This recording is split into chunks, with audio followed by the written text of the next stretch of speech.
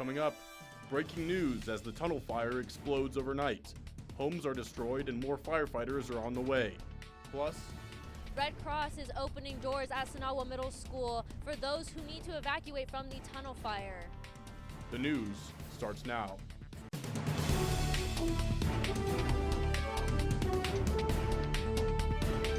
You're watching NAZ Today, Northern Arizona's local news.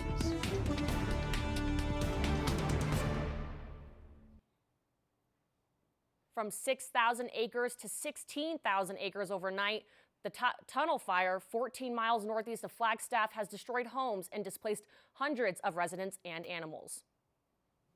Good evening and welcome to NAZ Today. I'm Hannah Ware. And I'm Liam Combs. Thanks for tuning in.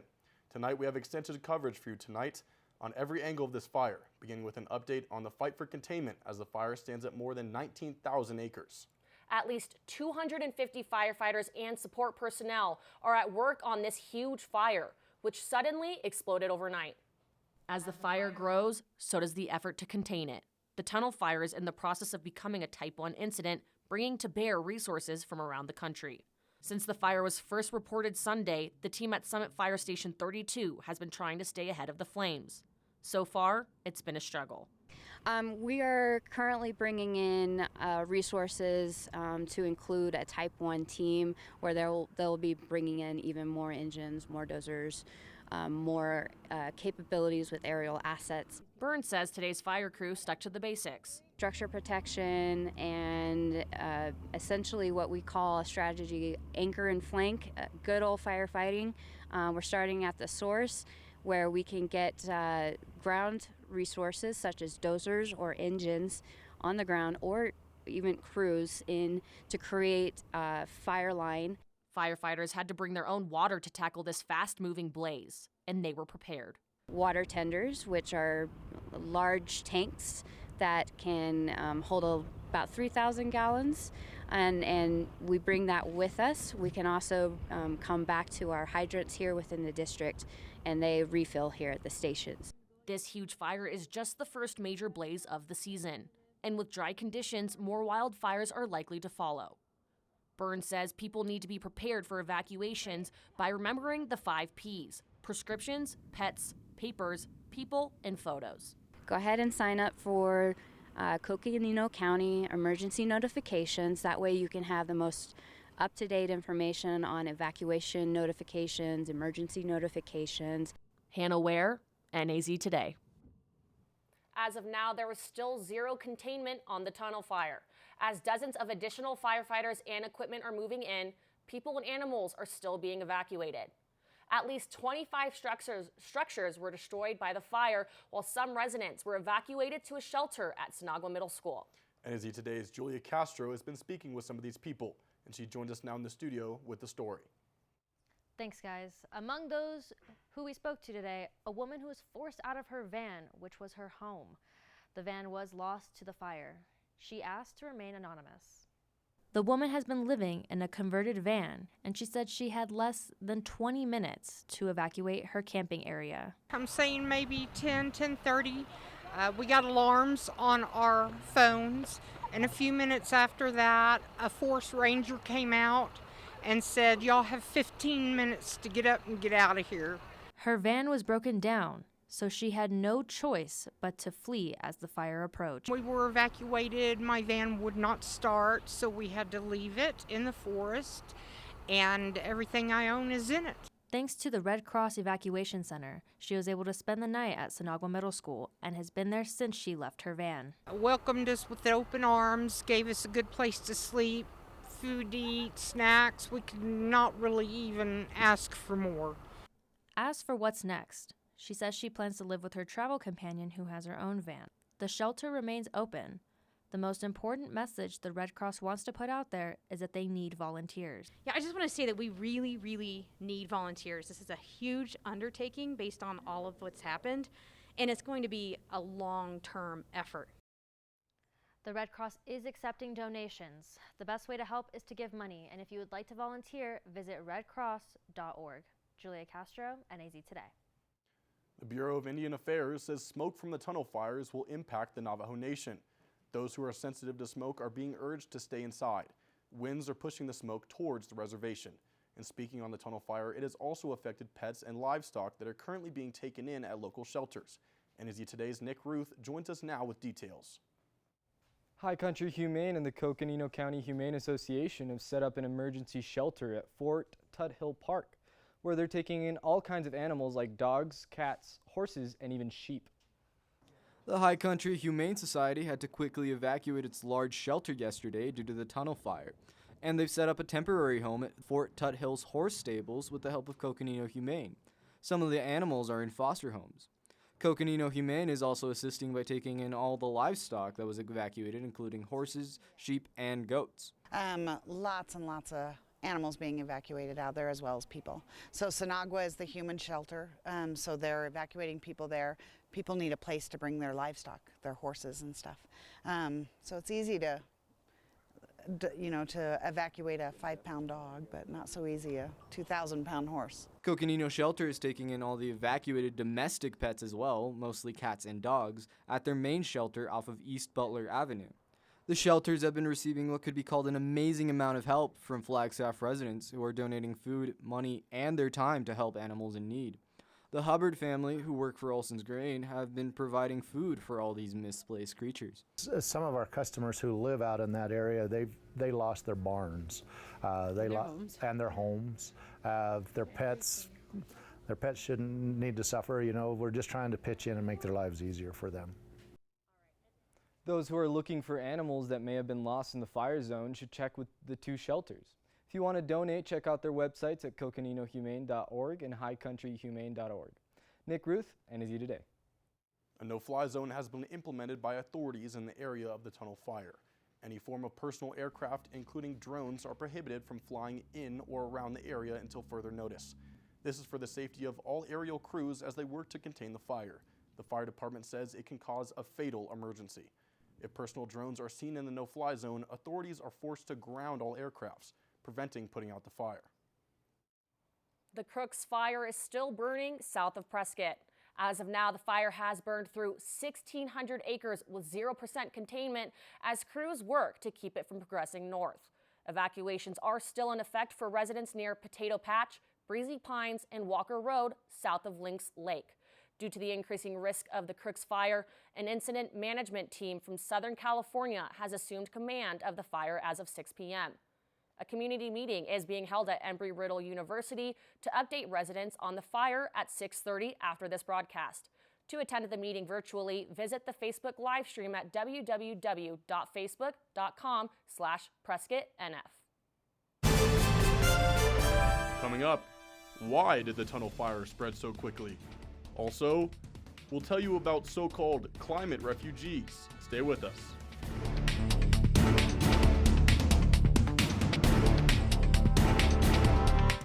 Now, this tunnel fire has created quite the impact here in northern Arizona, especially people around the Doney Park area. Currently, we have seen 19,000 acres burned, gusts up to 40 miles per hour, and those will continue throughout the next couple of days as well, giving it the perfect fuel for this fire to continue to spread as well as that dry relative humidity. Now, I'll have more on the tunnel fire and weather after the break. Stay with us. Sure, I look cute now, but when my owner lost his job, it was rough. I was living on the street, and one night, me and this Cocker Spaniel got into it so bad, I wound up looking like an ice cream cone. I cried a little bit, but thankfully I got rescued, so I'm running, I'm jumping, all back to my old self. And I'm ready to give unconditional love, even if you put a lampshade on my head.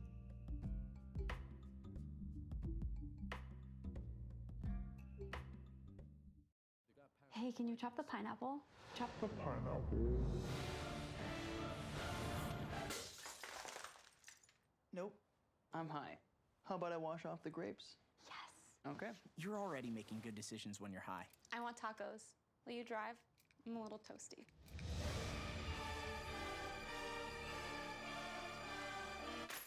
Nope, I'm high.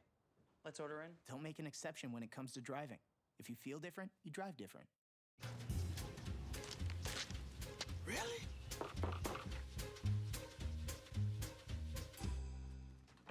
Buzz, what's up, man? You left some leaves burning out here. Yeah, I just came in just for a second. Come on, man. If it's too hot to touch, it's too hot to leave. You could torch the whole neighborhood. It's a good point there, Smokey. 9 out of 10 wildfires are caused by humans. Only you can prevent wildfires.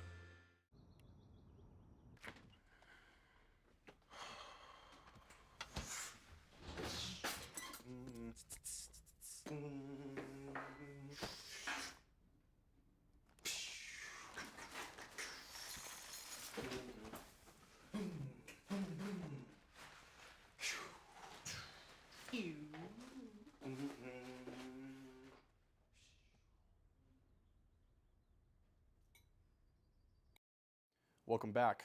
As the tunnel fire spreads, we now ask the questions of how and why this fire doubled in size overnight. NAZ Today's Matt Kienitz has a story. Thanks, Liam. Today we went out to the National Weather Service here in Flagstaff and spoke with another well-known meteorologist to get some answers about this massive fire. The tunnel fire spread rapidly, overnight reaching over 16,000 acres by morning.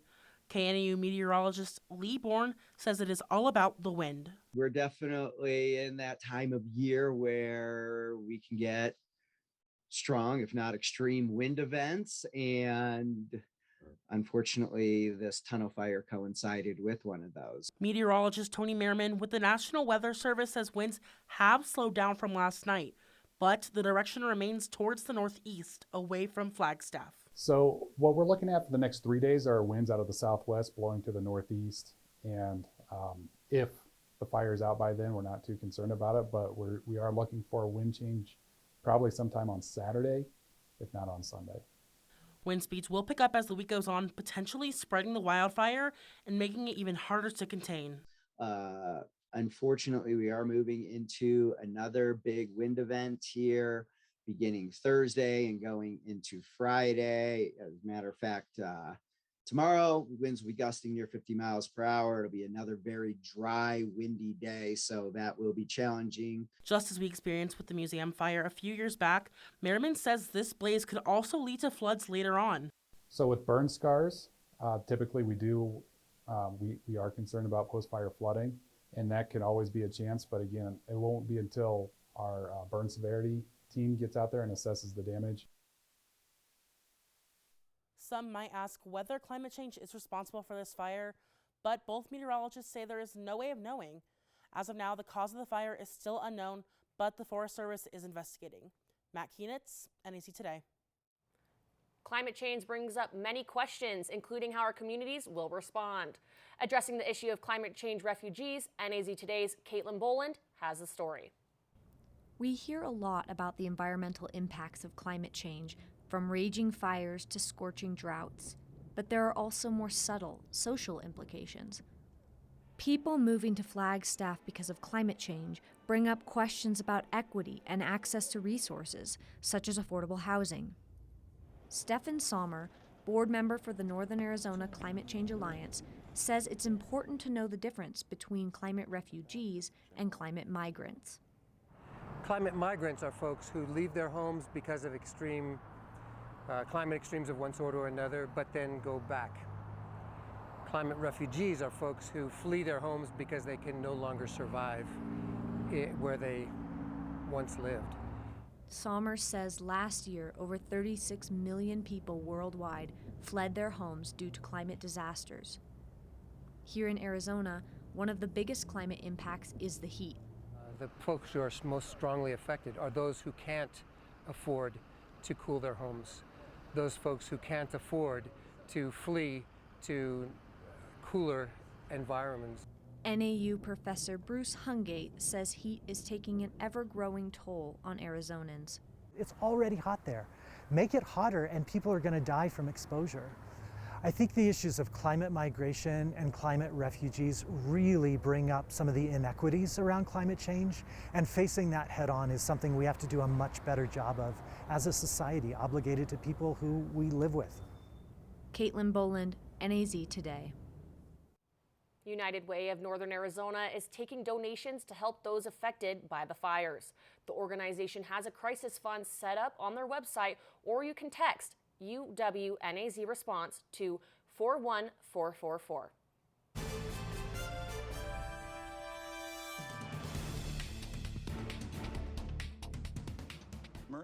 have prediabetes. Prediabetes? I don't have time to eat right or exercise. I'm a busy mom. Oh, you're a busy mom. Yeah. This is great news. Busy moms never get prediabetes. Wait, what? Let me just... Yeah, this is all the people at risk for prediabetes, and way over here, busy moms. No?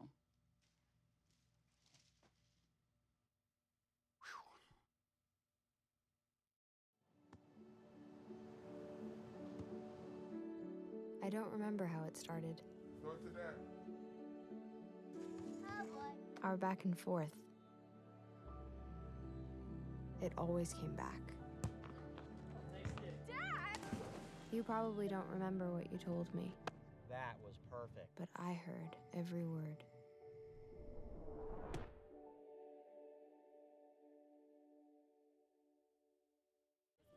Leaving hot coals improperly extinguished can cause a wildfire. Hey guys, it's Smokey! It looks as if Smokey is going to use the drown, stir, drown, and feel technique. After the first drown, a good start. Next, another drink. And finally, a close feel. Is it cool? Okay. Yeah. Hey, Smokey, catch! Oh, my bad, Smokey. Only you can prevent wildfires. Meals on Wheels gives me a chance to be totally selfless. More than the food itself, a lot of seniors don't have family. So just to have someone to talk to, just to say, hey, how was your day? That means so much more than a meal could ever mean. We have to look outside of ourselves to be that lifeline to other people. It's worth it.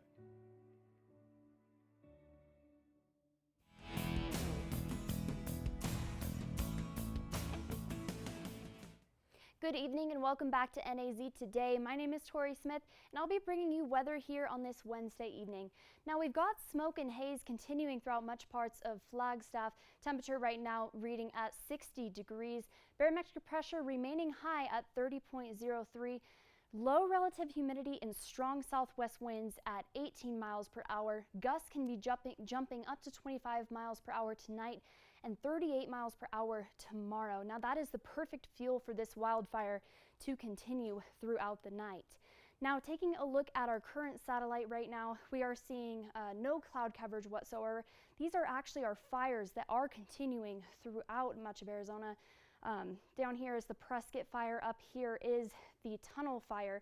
And taking a look at that wind pattern, it is going to be continuing to come in from the southwest, pushing up northeast. So that fire is going to be continuing northeast over by the Hopi Reservation. So it will be pushing that way throughout the night. Now high today was 66 degrees, low tonight going to jump down to 37 degrees. We are right on par with that average, about 60 degrees as the high, 29 as the low. And we're just a little bit above average, so that's nothing too bad, especially because we are currently in a warming trend. Now, high temperatures across the state today, relatively warm overall, 92 degrees down in Phoenix, 82 degrees in Las Vegas, and 79 degrees in Kingman. Red flags all over the state as well. Tonight, that low going to be 37 degrees, mostly clear skies, but if you live over by the Doney Park area, especially in any area where those wildfires are happening, you are going to be seeing very smoky skies throughout the next few days. Now tomorrow here in Flagstaff, high is going to be 67 degrees, sunny skies once again, but those gusts will be up to 38 miles per hour, so that can definitely knock you off your feet. Definitely be prepared for that, and smoky skies will continue throughout the area as well. Now, looking at across the state for tomorrow, we are going to be seeing red flags across the state once again. That means that it's going to be very dry conditions and very windy, very potential fires in all of these areas. So 78 degrees is the high in Kingman, 67 is the high in Flagstaff. Over in Tuba City, 83 degrees as the high and 82 degrees as the high in Winslow. So overall, we are seeing here in northern Arizona, definitely more summertime temperatures coming in down in Phoenix as well. Springtime temperatures remaining in Flagstaff and Payson. Now, taking a look at our week here in Flagstaff, we have 67 degrees on Thursday, going to jump down to 51 degrees on Friday, and you might be wondering what that is. We actually have precipitation in the forecast, so nature is on our side with these wildfires, but it will move out once again. Saturday, Sunday, and Monday, expecting some very clear skies. 57 is the high on Saturday. Gonna jump up once again to 60 degrees on Sunday and 67 degrees on Monday. Now that warming trend is starting once again, so clear skies are expected for the next week. And those are your low temperatures for you as well. Now that is all we have for weather tonight, but definitely check out sports after the break. Stay with us. Wow, these are really good. You act surprised.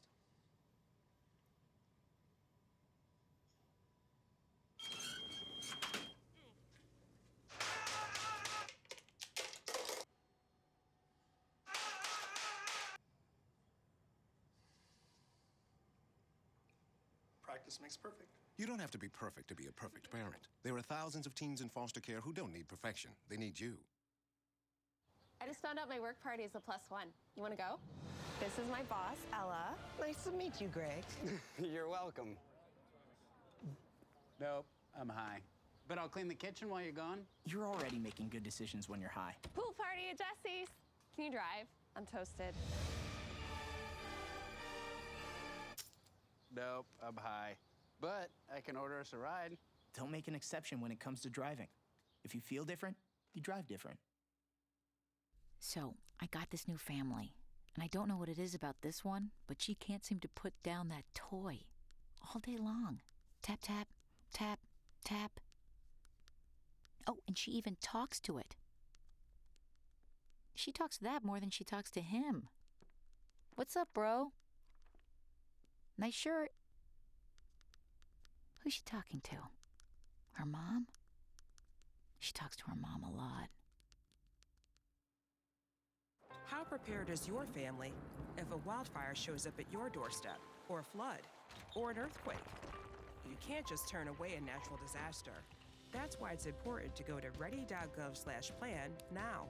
It has the tools and tips you need to make an emergency plan with your family. So if disaster comes knocking, Let's go. you'll be ready to help keep your family safe. It's just a pizza. Yes. Make a plan today.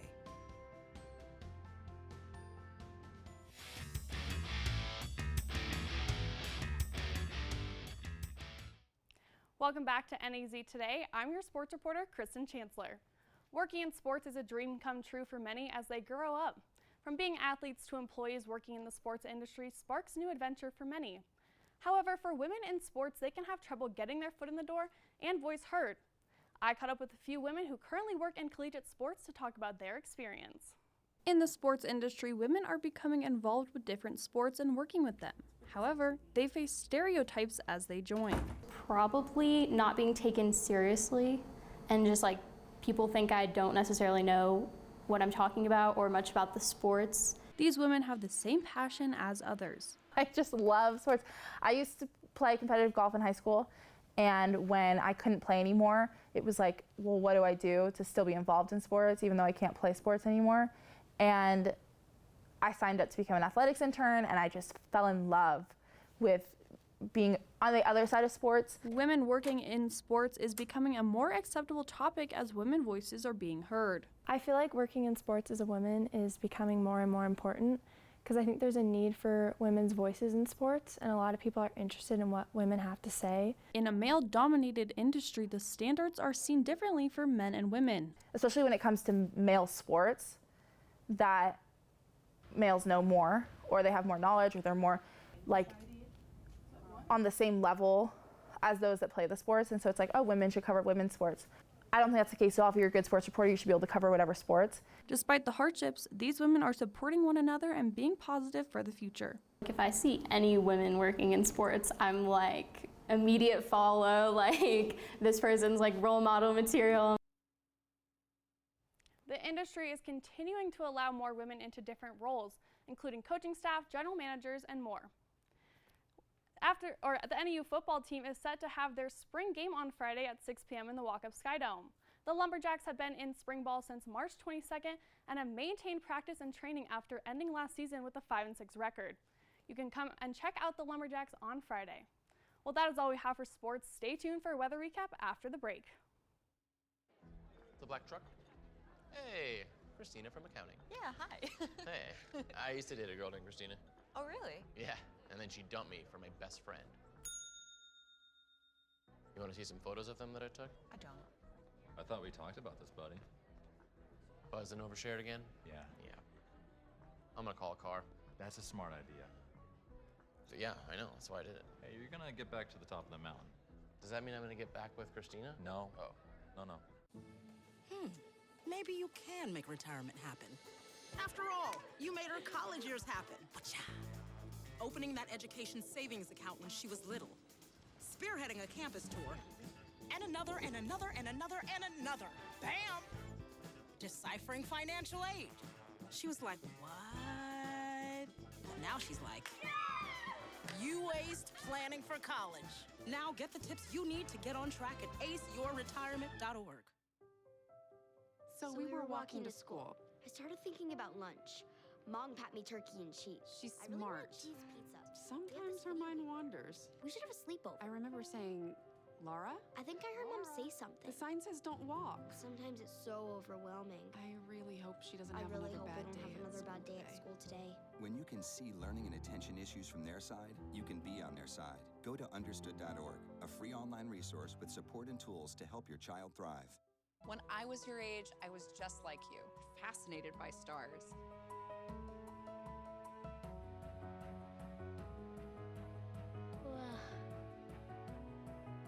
But now I get to search for life in the universe. And who knows, maybe life is looking for us too. So we're like aliens to them? Yeah. Does anyone want to be a scientist now? I do. Awesome. We need more girls in STEM. Maybe we can find aliens. Welcome back. Let's take one last look at weather here. 67 degrees is the high on Thursday, going to jump down to 51 on Friday. Precipitation throughout the day, so Mother Nature is once again on our side for these wildfires. And what is going on with those wildfires over on desk? That's right, Tori. Here's the latest on the tunnel fire. It has now burned nearly 20,000 acres, from 16,000 this morning, excuse me. Approximately 25 structures have been burned, and at least 260 firefighters are on the scene. An evacuation center has been set up at Sinagua Middle School as evacuations continue. As of now, the fire remains 0% contained. All right, well, let's end this show on a lighter note, Liam. It is our last show of the semester, which means it is also our senior night. As much as it is a sad goodbye, we are also excited to see what your guys' future hold. We have some of our seniors in the studio. What are your guys' plans for graduation? My plan after graduation is to head back to Las Vegas to cover some local news there. My plans are to head to Phoenix and start my career as a woman in sports. Final time, signing off, Kristen Chancellor. My plan is to move back down to Phoenix and start my career as a virtual assistant. Turning the lights off one last time. Thank you, guys. Well, it has been our pleasure, and thank you so much to our seniors. That's all we have tonight, folks. Make sure you tune in next semester, and we'll see you next time. Have a great night.